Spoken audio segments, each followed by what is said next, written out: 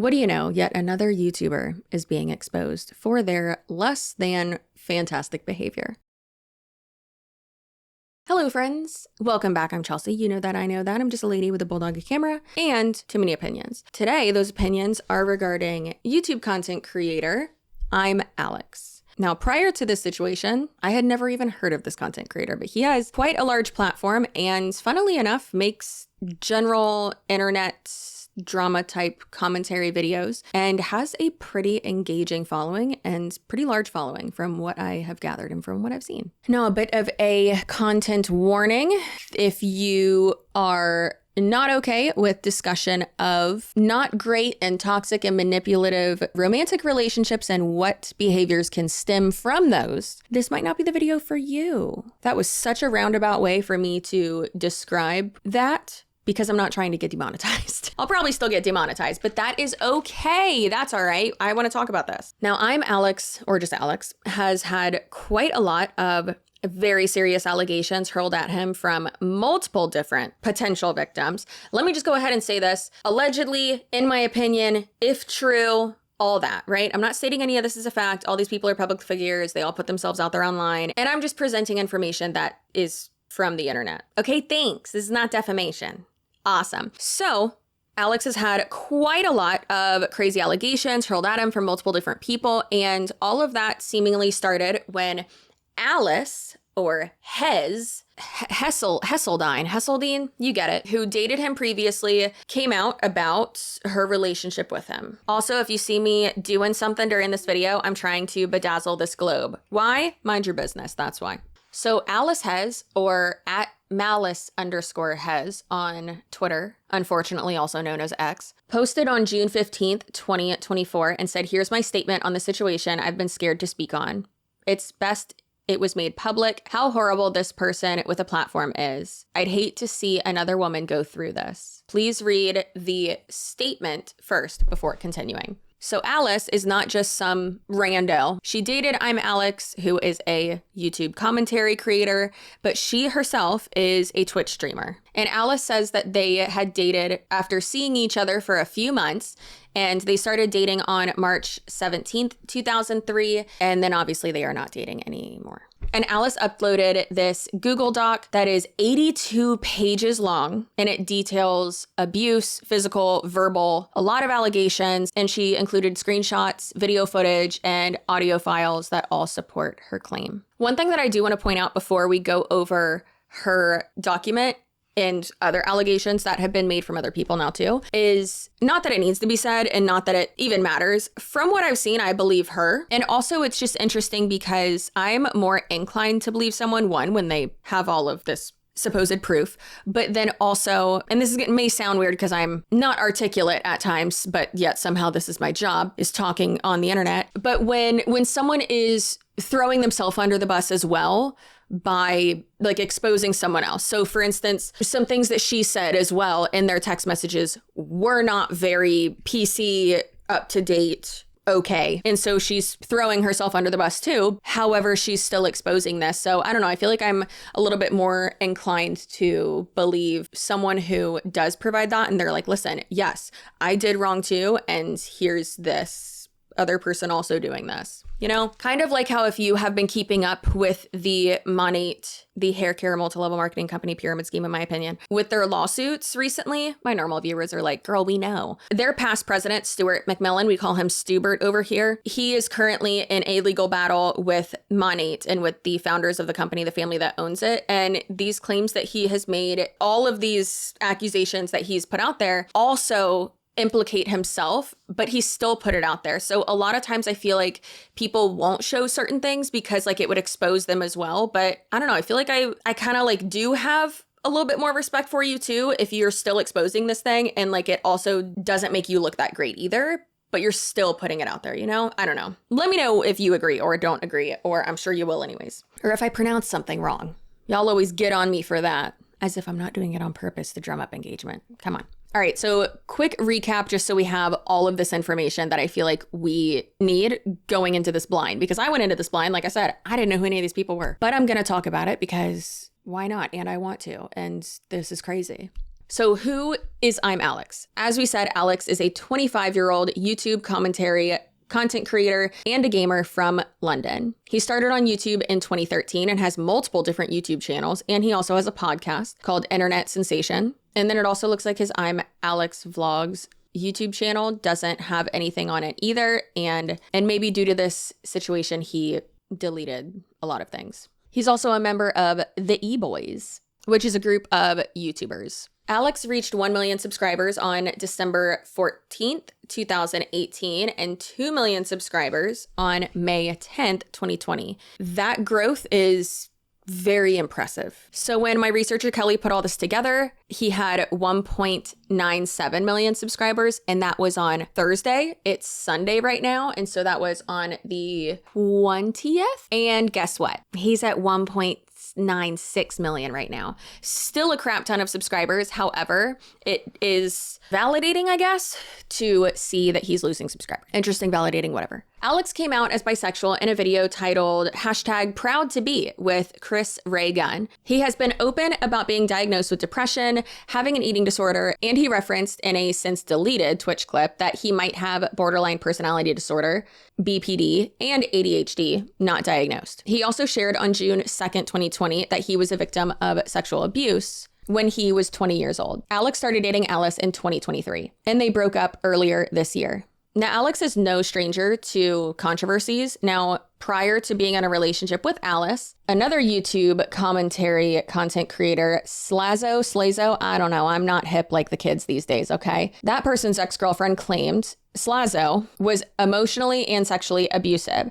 Alex showed support for Slazo's ex-girlfriend, Che. Slazo produced evidence to show that Che lied. Alex continued to support Che and publicly show distaste for Slazo. Slazo then shared a video on YouTube titled "They Ruined My Life," where he discussed Alex's behavior, and Alex created a follow-up video after Che's claims were disproven and continued to back her. I'm never going to be someone who's like, I always believe, this person who's making accusations, because obviously I need to actually see proof. And of course, more often than not, someone's not just going to claim to have been abused or R-worded or anything like that, because who wants that attention? Nearly nobody. And if you do, you're probably sick in the head, and please go to therapy instead of making accusations like that. And obviously something like that is extremely hard to prove. And yeah, that's a tough topic in itself. And I think there should be repercussions and things like that for obviously people lying and making those accusations. Realistically, that's defamation. So anyways, my opinion doesn't matter there. Alex and 2 other YouTubers accused Zaptai of being a sociopath and a pedo. The other 2 creators ended up apologizing to him, but Alex did not apologize and has not spoken about the situation since. So I'm sure you're seeing a pattern of behavior of sorts in regards to making claims, making accusations, and then not apologizing and sticking to your guns even though you're wrong. And that's not good. Now let's talk about Alice, who, for legal purposes, we are saying alleged victim. That is not to discredit her or invalidate her or anything like that. Alice Hez is a well-known TikToker with over 900,000 followers and 16 million plus likes on the platform.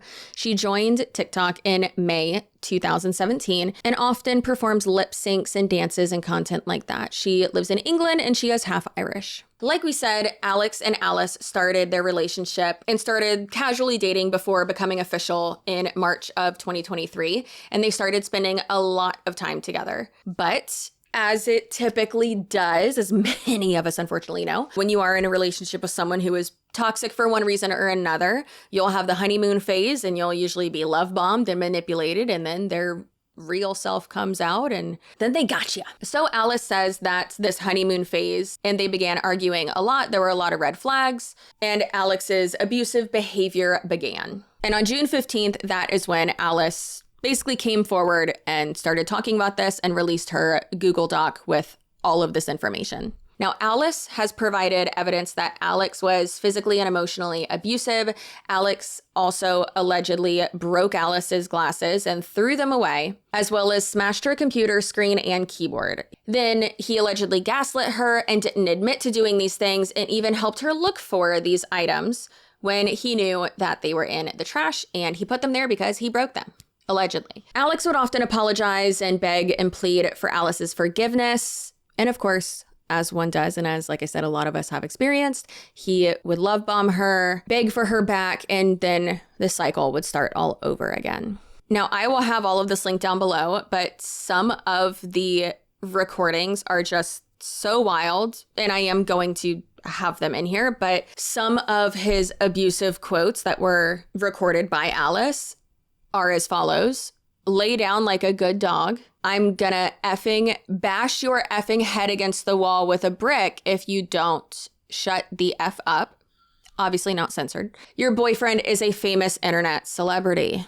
And how's that working out for you, Alex? And then also he was allegedly telling her to, for monetization purposes, unalive herself and, etc. And of course, as usual, once one victim comes out, more feel comfortable in coming out as well. And coming out against someone who generally seems like they were super well liked by the public and by colleagues, kind of, can be terrifying. I absolutely understand that. And I think this entire story, which I wanted to go over this later too, but I think that this really just does show and I've talked about this a little bit here and there, but there are so many creators that have such dedicated audiences and are so well liked and have just this facade going, and then multiple people behind the scenes cannot stand them for good reason, but don't talk about that. And I just find that so interesting, and I'm happy that this person's being exposed for the piece of garbage that they allegedly are. And then someone named Ani came out about her experience with dating Alex as well from June 2017 to March 2018 as well.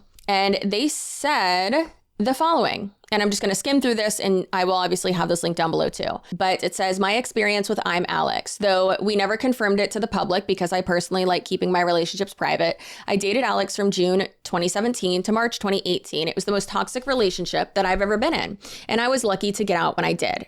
And then they go on to talk about how they would spend a lot of time together. They did not live in the same country. This other person lives in America. Alex obviously lives in England. And so due to visa restrictions, he would have to come here for 3 months and then flip flop and go back, because when you do have a visa, you can't stay for, a certain amount of time, whatever. After the 6 months was over, he couldn't come to America again due to visa requirements, and we spent some time away from each other. During that time, with help of my friends, I came to realize that it was the worst and most toxic relationship that I had ever been in, and I had to get out. It started out great, as they always do, the honeymoon phase, as they call it, but as time went on, things just got worse and worse. I was fortunate to get out when I did, but reading all the new information that's come out, he's clearly gotten worse.